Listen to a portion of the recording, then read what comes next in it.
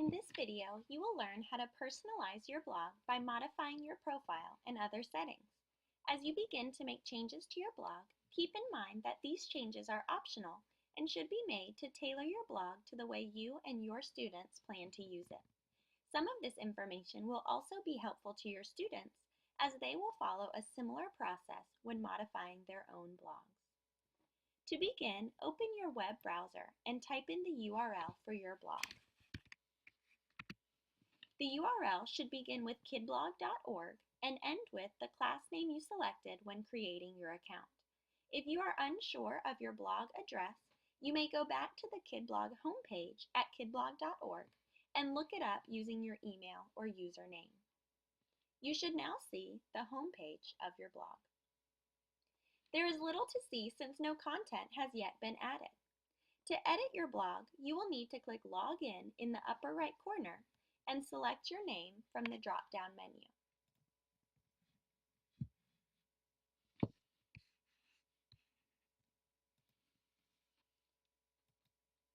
Notice that this is also how students will log in to access their blogs. Type in your password and click Login to proceed.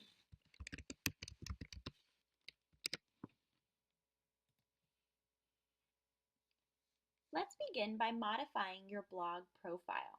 Click on your display name in the upper right corner of the page to view your profile. On this page, you may change the title of your blog, update your password and email address, and add an avatar. If you are happy with the default blog title Kidblog has already provided for you, you may leave that field blank. If not, enter the blog title you prefer.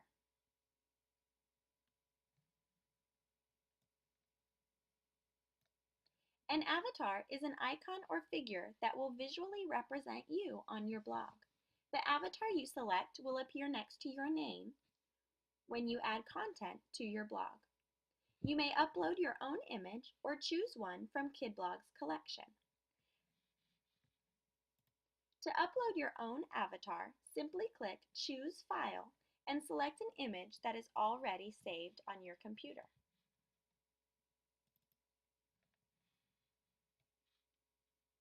Then click Upload Image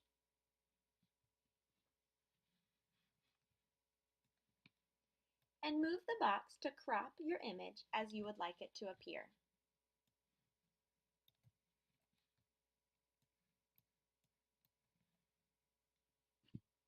When you are satisfied, click Crop Image and your new avatar should appear on your profile page and next to your display name at the top right corner of the screen.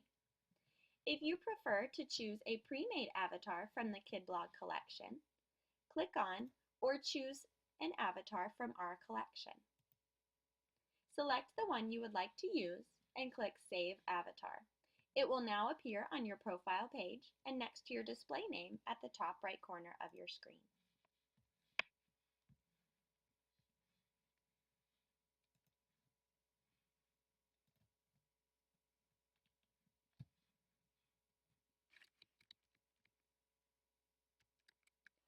Notice that the free version of Kidblog that we are currently using does not allow you to customize individual user themes, so we will skip this step for now.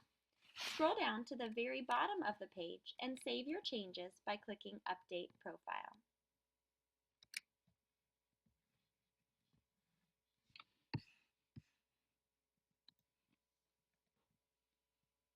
The changes we just made were applied to your individual blog only. Next, we will make some changes that will appear on all the blogs connected to your class. Click on the Settings button located at the top of the screen. You should now see that there are 6 editing options within the settings. In this lesson, we will focus on the first 3, General, Themes, and Widgets. You will come back to this page to learn more about how to manage posts and comments in a later lesson. Within the General tab, you can change your class title or URL if you like. You will also see a class sign-up code that Kidblog has automatically generated for you. This code can be given to students or parents so that they can be granted access to your class blogs. You may also select a different theme, which will change the appearance of all the blogs in your class. Click on View Other Themes and browse through the options. Select a theme by clicking Activate, which is located below each image. You can also click Live Preview to see what a theme will look like before choosing it.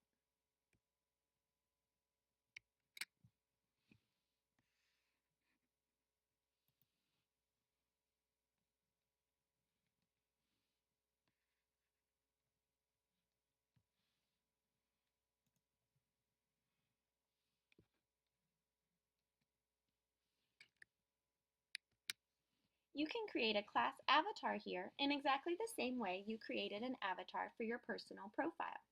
Again, you may choose to upload an image that you have already saved on your computer or choose an image from the Kidblog collection. Keep in mind that this avatar now applies to all blogs in your class.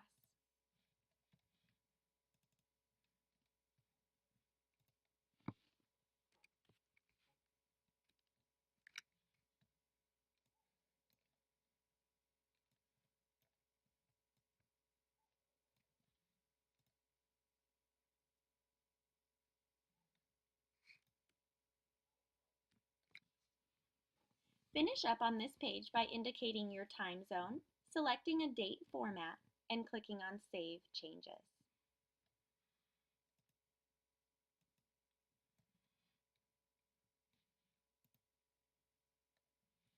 We will next move on to the Widgets tab.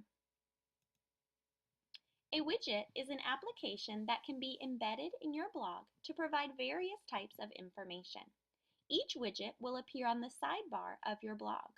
You may choose to apply some, all, or none of the available widgets simply by clicking a checkmark on or off. The first widget is the class avatar. If you would like it to appear on your class blogs, leave the checkmark in the box. If not, click on the checkmark to make it disappear. You may also change the title of your class avatar here if you would like.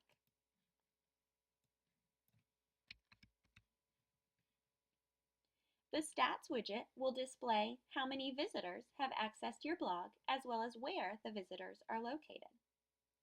You will learn more about tags in a later lesson when I show you how to add content to your blog.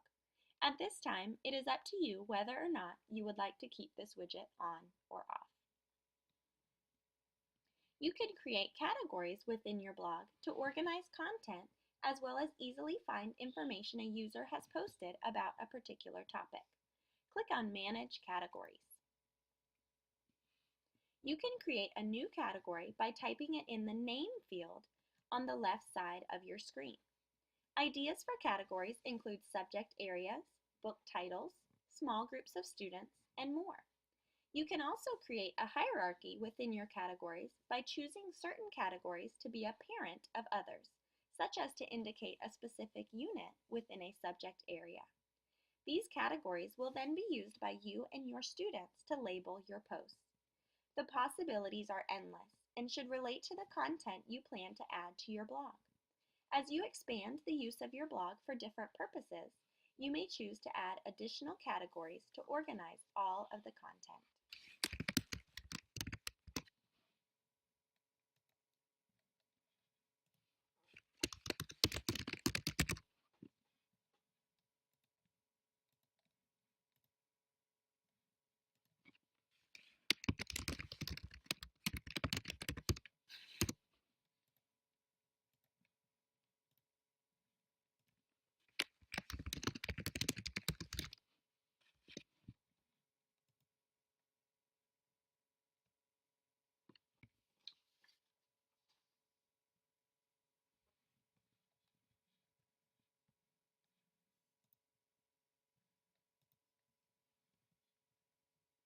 The Blog Roll widget allows you to add links to external websites on your blog homepage.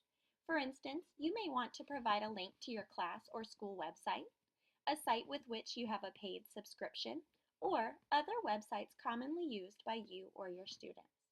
To add a site to the blog roll, simply type in the name you would like to appear on your blog in the title field and the web address in the link field.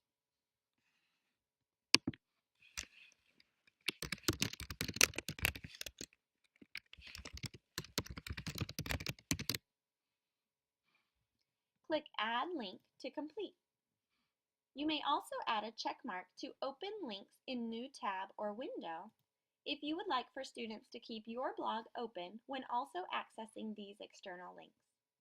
If you add multiple links to the blog roll, you may drag them around to change the order in which they appear to suit your personal preference.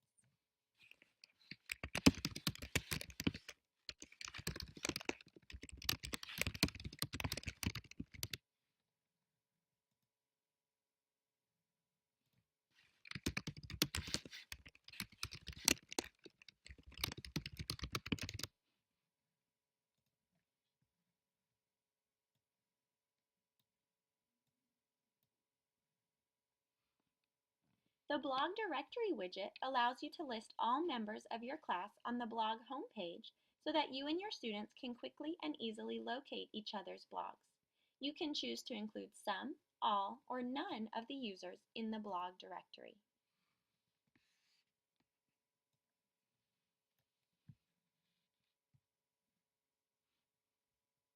Finally, you have the option to create a custom widget.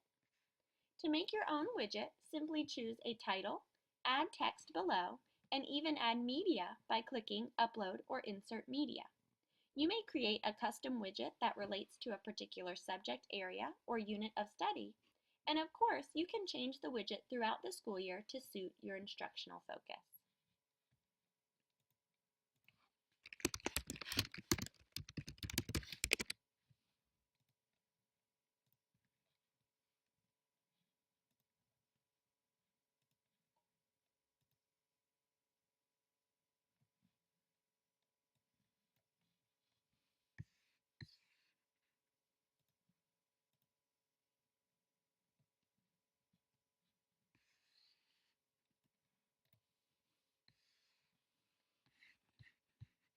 Before moving on, scroll down to the bottom and click Save Changes. At any point, you can click on the class name in the upper left corner to view what your blog homepage currently looks like with the changes you have made.